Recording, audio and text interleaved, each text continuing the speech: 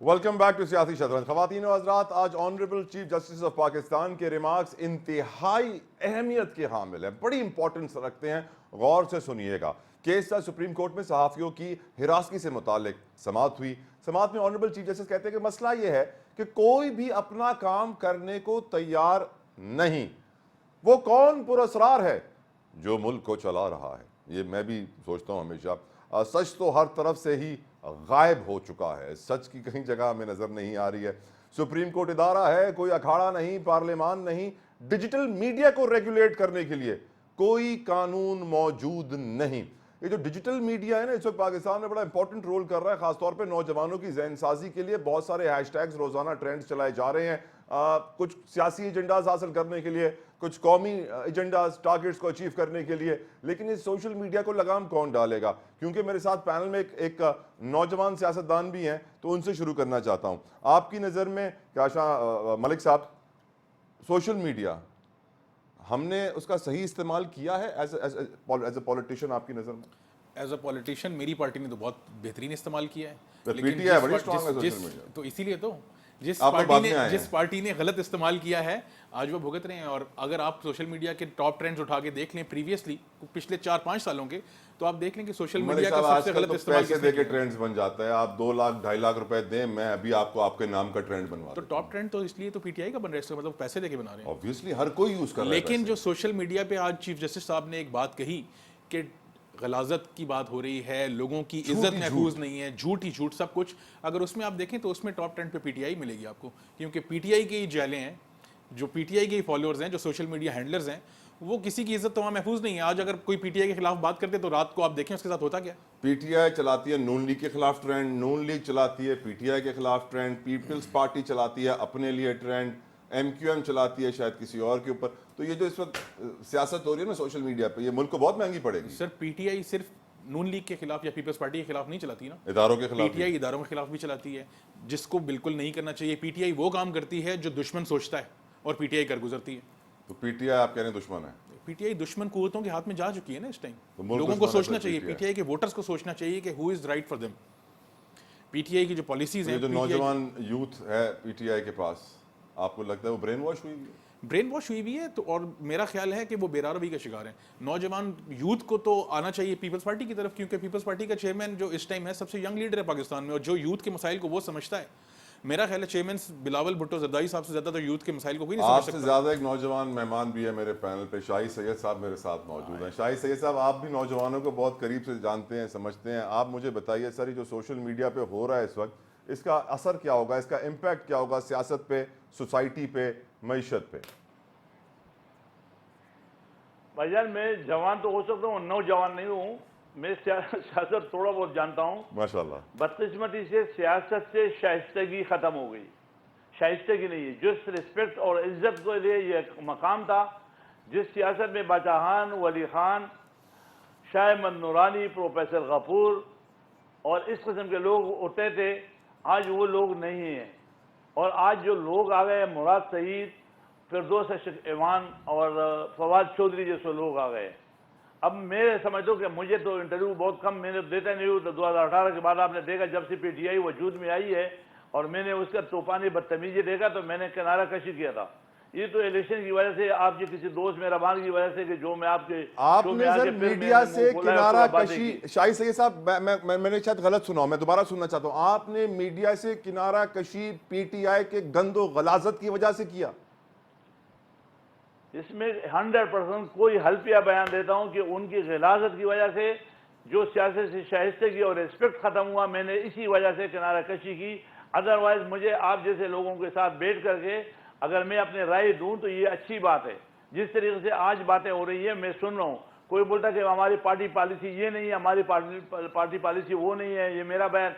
भाई जो सजा अदालत से हो जाए, उस जज, क्या वो जज जो बैठा हुआ है वो ऐसे बैठा हुआ है, उसे जो सजा दी तो उसने कानून और आईन को देख के सजा दे देना। या कोई जंगल का कानून तो नहीं है, ये किसी वडेरे ने किसी को घर में बंद नहीं किया, अपने घर में जेल बना के कर दिया। ये अदालत था, वकील वकला हजरात आए थे, कानून की किताबें आई थी, गवाह पेश हुए, गवाहों ने गवाही दी, और साइफर और ये गुम होना, ये प्राइम मिनिस्टर का काम नहीं था, कभी किसी प्राइम मिनिस्टर ने ऐसा काम नहीं किया है। उसके बावजूद भी अगर पार्टियां इसलिए यानी बोगजिमाविया में, खुबियाली में नहीं, बोगजिमाविया में ये बोलते कि नहीं हमारी पॉलिसी मैं नहीं बताना चाहता हूं, तो आप कौन बताएगा?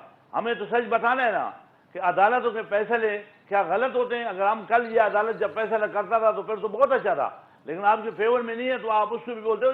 जो आईन और कानून के एहतराम नहीं करता वो मुल्क का क्या एहतराम करेगा? मुल्क चलता है आईन पे, और आईन और कानून चलते इदारों पे। हमें सारे सच इदारे और मजबूत झूठ में चाहिए। फर्क कैसे करें शाहिद सईद साहब? सच तो है ही नहीं, हर जगह झूठ है, फिर कैसे लोग समझे सच क्या झूठ क्या? अभी इसके लिए तो जाहिर बात है, जिस तरह से साइंसदान लगे हुए कंप्यूटर बना रहे, लैपटॉप बना रहे, मीडिया पे सारे हो रहे हैं, तो मेरे ख्याल में अगर हम उधर रिजू हो जाए कि भाई आप सोशल मीडिया तो आज़ाद कर दिया और सोशल मीडिया, लेकिन उसका लिए एक ऐसा लॉक भी लगाए कि आदमी झूठ बोले और उसका जुबान फंस जाए और उसका नाक टेढ़ा हो जाए या उसका मुंह शक्ल टेढ़ा हो जाए, ताकि दुनिया अजाब से निकल जाए। हम तो अजाब में, यहाँ जब सच आता है तो झूठ ने गाँव के गाँव तबाह किया होता है। यहाँ तो झूठ बड़ा बोलना आसान है, और ऐसे मुंह पे सफेद झूठ बोलते हैं। और दुनिया में उस दो बंदों से डरो, एक उस बंदे से जो दरिया के पल्ले किनारे खड़ा होकर गालियां दे, और दूसरा उस शख्स से डरो जो मुंह पे सफेद झूठ बोले। यहाँ मुंह पे सफेद झूठ बोले जाते हैं और लोग सुनते हैं। यकीनन सर, मैं आपके मौक़िफ़ से बिल्कुल एग्री करता हूं। सेनेटर कामरान मुर्तज़ा साहब, आपकी नज़र में सोशल मीडिया इस वक्त हमारे लिए कितनी बड़ी खतरे की घंटी है और कानून साजी क्यों नहीं हो सकी इसके ऊपर सर? देखिए, ये हर एक के हाथ में एक टीवी स्टेशन समझ लीजिए कि पकड़ा दिया गया है। जो मर्जी, जिसका जो मर्जी दिल करता है वो टेलीकास्ट कर देता है, और उस टेलीकास्ट करते हुए ना किसी की इज्जत का ख्याल करता है, ना अपनी इज्जत का वो ख्याल करता है। बंदर के हाथ में उस तरह समझ लीजिए। आप इसको अच्छे तरह से भी यूज कर सकते हैं। अगर कोई अच्छा आदमी किसी अच्छे आदमी के हाथ में आ जाए और किसी ऐसे आदमी की तरफ से जो मैच्योर ना हो उसके पास चला जाए, तो वो जो जिसके मर्जी जो है ना वो मुंह काला इस पे कर देता है। तो ये लोगों को एहतियात करनी चाहिए। इसको साइबर के हवाले से जो है ना वो काफ़ी जो है लेजिस्लेशन तो हो चुकी है, मगर शायद एक्सपर्टीज का अभी तक मामला है। हम उस मामले में जो हमारे जो अदारे हैं वो उसमें एक्सपर्ट नहीं है, और ये एक्सपर्ट नहीं है या फिर वैसे ही जो है ना वो सुस्ती के मारे हुए हैं। नतीजा ये निकलता है कि जिसके खिलाफ आम लोग हैं, मगर इवन जो है ना वो जो लोग ओहदों पे बैठे हुए हैं उनके खिलाफ भी सच्चा झूठा जो दिल करता है वो जो है ना मवाद भर दिया जाता है सोशल मीडिया पे।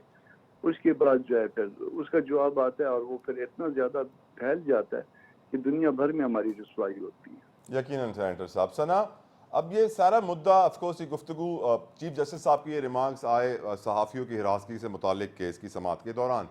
अब हम जानते हैं कि FIA ने उन लोगों के खिलाफ क्रैकडाउन शुरू करने का सोचा जो सोशल मीडिया पे प्रोपेगेंडा चला रहे थे। उसमें काफ़ी सारे सहाफ़ी थे। अभी नोटिस इशू होने ही वाले थे कि वो सहाफ़ी ऑनरेबल चीफ जस्टिस के पास पहुंच गए, क्योंकि वो पहुंचे हुए सहाफ़ी थे, कोर्ट एसोसिएशन के सीनियर सहाफ़ी थे, तो वो उनकी पहुंच वहाँ तक थी, तो उनकी समाअत भी हो गई, उनको इंसाफ भी मिल गया। मैं सोचने पर मजबूर हूँ कितने ऐसे लोग हैं जिनको इंसाफ नहीं मिलता है, जिनको मिलना चाहिए, क्योंकि इंसाफ कानून सबके लिए बराबर है। But at the same time सना, आपके ओपिनियन में सोशल मीडिया और ये जो सहाफ़ियों की हिरासती से मुतालिक केस की समाअत आज हुई, इन दोनों इशूज़ के ऊपर प्लीज़ रोशनी डालिएगा।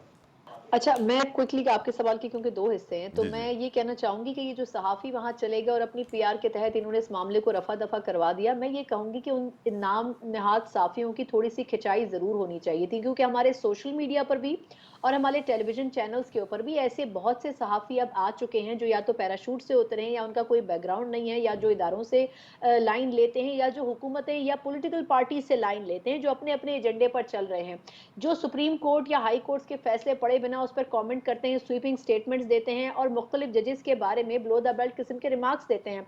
आई थिंक उनके लिए ये केस बड़ा इंपॉर्टेंट था।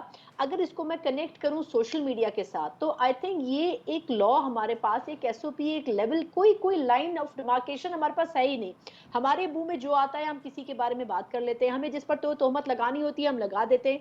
आप दुनिया के किसी मुल्क में भी पाकिस्तान से बाहर निकल कर चले जाएं, वहां पर जब तक एक सहाफ़ी के पास पूरा पलंदा डॉक्यूमेंट्स का नहीं होता, प्रूफ्स नहीं होते, उस वक्त तक वो स्टोरी वो फाइल नहीं करता, क्योंकि उसको पता है कि दूसरा बंदा उसके ऊपर केस कर देगा, सू कर देगा उसको, उसको हट जाने का नोटिस आ जाएगा और उसको ये प्रूव करना पड़ेगा कि जो स्टोरी उसने फाइल की है Correct. उसका उसके पास कितना मवाद मौजूद है। लेकिन यहाँ पर क्या है, सोशल मीडिया पे ट्वीट्स आती हैं, हम उनकी बिना के ऊपर बैठ के तबसरे करते हैं, या फिर इधर उधर से छोटी मोटी खबरें लेके वो टोटे जोड़ के हम ये बात कर लेते हैं कि जी ये खबर आने वाली है। हर सहाफ़ी जो है, तकरीबन हर सहाफ़ी वो 10 खबरों में से 8 खबरें स्वीपिंग स्टेटमेंट देता है, कोई 2 खबरें ऐसी होती हैं जो उसके पास जेन्युइन होती हैं।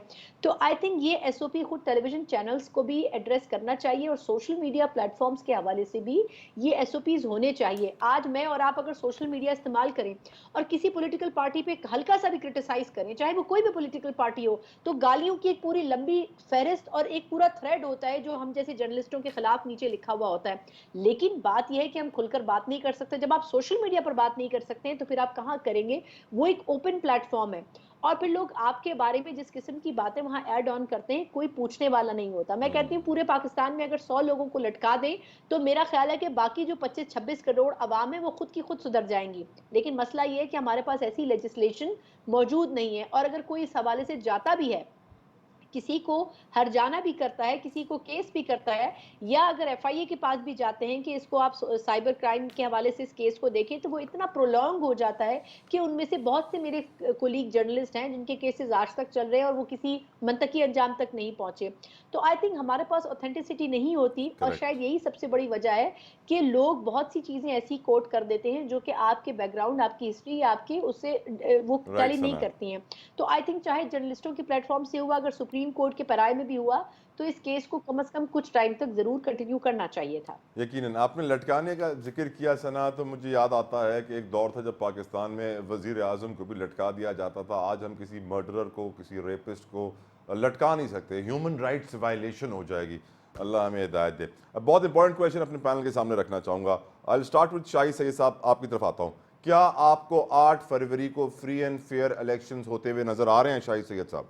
पाकिस्तान की तारीख को अगर देखा जाए तो बड़ा मुश्किल काम है, नामुमकिन काम है, लेकिन मुल्क की ज़रूरत है, इस वक्त मुल्क की ज़रूरत है कि फेयर फ्री ट्रांसपेरेंट इलेक्शन हो जाए, और नहीं होगा तो ये पुल इस मुल्क के साथ नाइंसाफ़ी होगी। ऐसी कई नाइंसाफ़ी हुई है। 2013 में जब इलेक्शन हुआ था तो वो हकीमुल्लाह मसूद ने करवाया था, फखरुद्दीन जी इब्राहिम को पता नहीं था, और जो था हमारे लोग धमाके हो रहे थे, और इलेक्शन वाले दिन हमारे 17 लोग शहीद हुए थे और 56 लोग जख्मी हुए थे। 2018 में जब इलेक्शन हुआ तो आरटीएस सिस्टम फेल हो गया था, वो भी आपने देखा था। लेकिन उसके नतीजे में बनने वाली हुकूमतें फिर ऐसी होती है। जब तक हम फेयर फ्री ट्रांसपेरेंट इलेक्शन नहीं कराएंगे तो इसका मतलब है कि हम मजबूत पाकिस्तान नहीं चाहते। मजबूत पाकिस्तान के लिए ज़रूरत है मजबूत इदारों की, हमारा चाहे पार्लियामेंट हो, चाहे हमारा जुडिशरी हो, चाहे हमारा इंतज़ामिया हो, मुकन्नना हो, जब जो भी हो, तो वो सब जो है अपने अपने इदारे मजबूत हो। ये कौन सा इंसाफ होता है कि एक बंदा 4 साल पहले नाअहल हो जाए, उसको सजा सुनाई जाए, मुल्क से निकाला जाए, उसकी प्राइम मिनिस्टरशिप खत्म हो जाए, और 4 साल बाद 2 साल बाद वो सारे केस खत्म, क्लीन शाप हो जाए। यहाँ ऐसी पार्टियां बनी हुई है कि जब उसमें कोई बंदा जाता है तो क्लीन हो जाता है, और अगर उसमें रहता है तो फिर वो नहीं होता है। तो इसका मतलब है कि ये जो चीज़ें होती है ये गलत चीज़ है। इसको हमें अभी समझना चाहिए, सियासतदानों को भी और इदारों को भी समझना चाहिए कि चीज़ें बेहतर नहीं है मुल्क के लिए। ठीक सर। कामरान मुर्तज़ा साहब, फ्री एंड फेयर इलेक्शन होंगे? अल्लाह करे, ये तो गैब के इल्म वाली बात है, और गैब के इल्म जाहिर है हमारे बहुत सारे वकीलों के पास सर गैब का इल्म भी हो जाता है। हाँ, वो खास वकील होते हैं। आप भी बहुत खास है सर। मैं खास नहीं हूँ ना, Very खास होता तो आपको बता देता। ये अल्लाह करे कि इलेक्शन फेयर और फ्री हो, राइट और सर। उसके नतीजे में अमन आए। पीपल्स पार्टी क्या समझती है? Right sir, right sir. Malik साहब, आपकी नज़र में फ्री एंड फेयर इलेक्शन होने वाले हैं? फ्री एंड फेयर इलेक्शन इस टाइम पाकिस्तान की ज़रूरत है। पाकिस्तान जिस तरह डिस्टेबलाइज हुआ, एक पॉलिटिकली एक डिस्टेबिलिटी आई हुई है। बहुत ज़रूरी है कि फ्री एंड फेयर इलेक्शन होने चाहिए, लेकिन एट द सेम टाइम जो इस टाइम मुल्क के हालात बने हुए हैं, जिस तरह भी बात हुई कि कोई बंदा नाअहल था और वो आया और एकदम अहल हो गया, सारे केसेस से बरी हो गया, तो लग रहा है लेवल प्लेइंग फील्ड किसी एक पार्टी को दी जा रही है, बाकी सारी पार्टीज़ को लेवल प्लेइंग फील्ड उस तरह नहीं दी जा रही। मैच फिक्स्ड है, कह सकते हैं। सना, आपको लगता है मैच फिक्स्ड है? मेरा ख्याल है कि ये कहना ज्यादती होगी इलेक्शन के साथ, क्योंकि फिर इस तरह तो 2018 का भी फिक्स होगा, 2013 का भी फिक्स होगा। जिससे बात करें वो यही कहता है कि पाकिस्तान की तारीख में 70 की दहाई के अलावा कोई भी इलेक्शन ऐसा नहीं था जो नॉन फिक्स्ड हो।